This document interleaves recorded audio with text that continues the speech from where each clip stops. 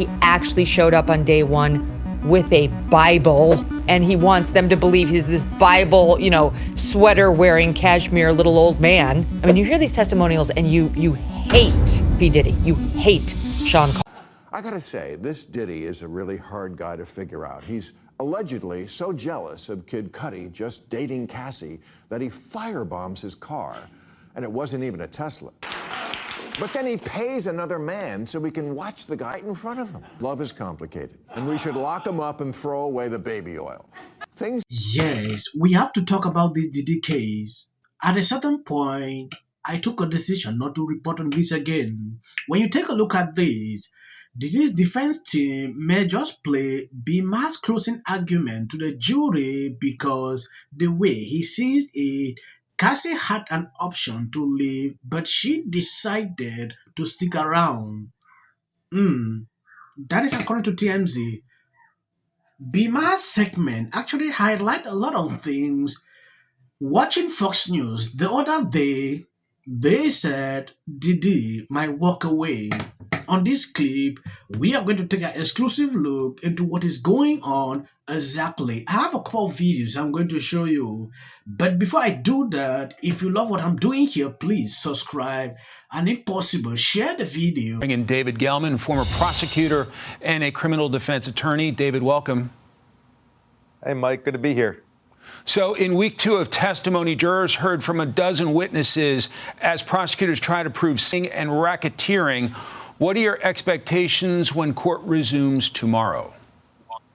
It's going to be really interesting tomorrow when Diddy's third or fourth assistant takes a stand, and she's going to actually corroborate Kid Cudi's testimony from last week, where he said that Diddy and another associate of his Porsche years ago at his house. Now, you have to have cooperation about that because nobody can put Diddy there. And in fact, nobody even can say Diddy's the actual one who did it. But if they can say that Diddy or an associate of his did it, then you may have a racketeering charge there. Because right now, as it stands, Mike, nothing, and I mean nothing, is sticking to Diddy.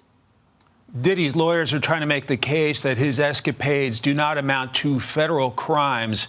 How difficult is that argument? I think they're doing a fantastic job, honestly. Look, everybody has said, and Diddy's lawyers even said it in their opening statement, Diddy is not a good guy. However, what we've heard so far from the testimony of Cassie and the other individuals does not amount to the federal charges that he's being charged with right now.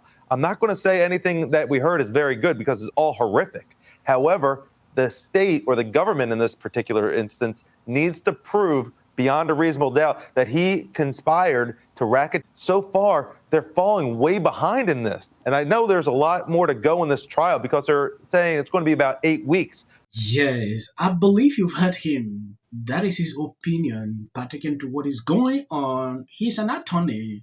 I'm nobody. I'm just a reporter. Now going into this video. I'm going to bring the audience up to speed on what's happening in the Diddy trial. Well, the central theory of the case is that Diddy's long-term girlfriend, Cassie Ventura, and others were not participating in his weird romps voluntarily, but were essentially coerced into them by threats and or force by Diddy, who had this weird obsession with bizarre involving workers, tons of baby oil, and lots of lube. If I hear that word one more time from reporters I respect, and it's just so jarring.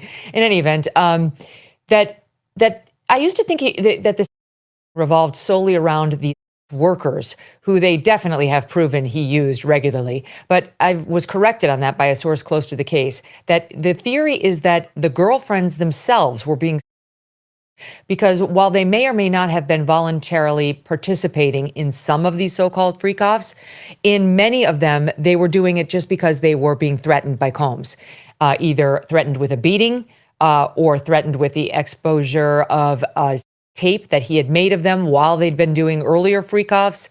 And that's really where the prosecution's going to make thing.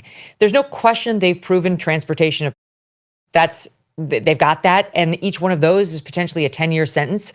So he's definitely looking at some very serious jail time on the least of the serious charges, which I just think they've proven 6 ways from Sunday. And then there's the big claim, which is RICO, racketeering conspiracy. And for that, you have to prove that somebody's basically running a crime organization, that he lives in crime. He regularly engages in crime with the help of those around him. And to prove RICO, you only need 2 predicate acts, so 2 acts of crime. The prosecutors have spent this trial so far, we're in week 2 or beginning of week 3, by proving multiple. I mean, multiple. They opened the case with that infamous videotape from the Intercontinental in LA of Diddy beating Cassie Ventura outside in that hallway and then dragging her back into the hotel room. Right there, you've got assault back. And there's been multiple testimony introduced of him beating her several times. Right now, they're in the midst of trying to prove that he blew up or tried to Kid Cudi's car. This is another singer who testified himself about how Diddy and he were seeing the same woman, this Cassie Ventura, the star witness. He didn't realize that she was still with Diddy, but when Diddy found out, he went over to his assistant's, Diddy's assistant's house. She just left the witness stand, saying, her name is Capricorn Clark. She said he came, he was brand. Yes, the way Meghan Kelly is looking at this is like this guy will be found guilty of all these. But when you look at this attorney on Fox News, contrary to what she said, total different scenarios. Like I said, people have different opinions on these reasons. It is extremely difficult to actually even report on these as a result of this. If these people can have different ideas, then who am I to even comment on topics like this? When I look at it, I don't want any person that is doing this kind of thing into the society. Yeah, they need to be behind bars. That is my opinion. But when I continue to look deep into what people are saying, B's opinion is that Cassie had the options to leave. For all intents and purposes, Cassie Ventura, she was enslaved by Sean Puffy Combs. When you start making demands and you start making threats that you can't go anywhere until I give you permission, or else a beating, a threat, verbal, continue to happen and will continue to happen. I gotta say, this Diddy is a really hard guy to figure out. He's allegedly so jealous of Kid Cudi just dating Cassie that he firebombs his car. And it wasn't even a Tesla. But then he pays another man so we can watch the complicated. And we should lock him up and throw away the baby oil. Things have changed enough so that moving forward, the rule should be, if you're being abused, you gotta leave right away. Now, I completely understand why in the past women often did not do that. I understand, as counterintuitive as it seems, why an abused woman would send complimentary texts or emails to her abuser after the abuse. In an era where women felt, for good reason, that OG predators like Bill Cosby and Harvey Weinstein never be held accountable, why not at least get something out of it? These men were surrounded by all sorts of enablers. No one listens to women or takes them seriously era anymore. And I'm aware that it can be difficult to leave an abusive relationship. New grand bargain. We take every accusation seriously. But don't tell me any more about your contemporaneous account that you said to 2 friends 10 years ago. Tell the police right away. Don't wait a decade. Don't journal about it. Don't turn it into a one-woman show. And most importantly, don't keep. If Diddy walks free, it will be because his lawyers can point to an endless stream of texts from Cassie expressing what's often called enthusiastic consent to their life. If you're Me Tooing someone, it doesn't help your case if you texted him, "Me too. I just want it to be uncontrollable."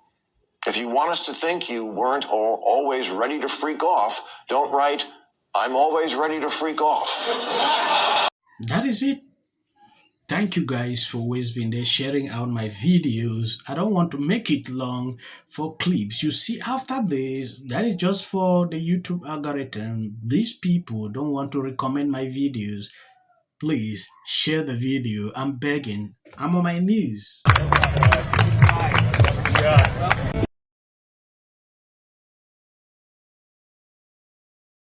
People line up for my advice. and you're walking away like I'm stupid.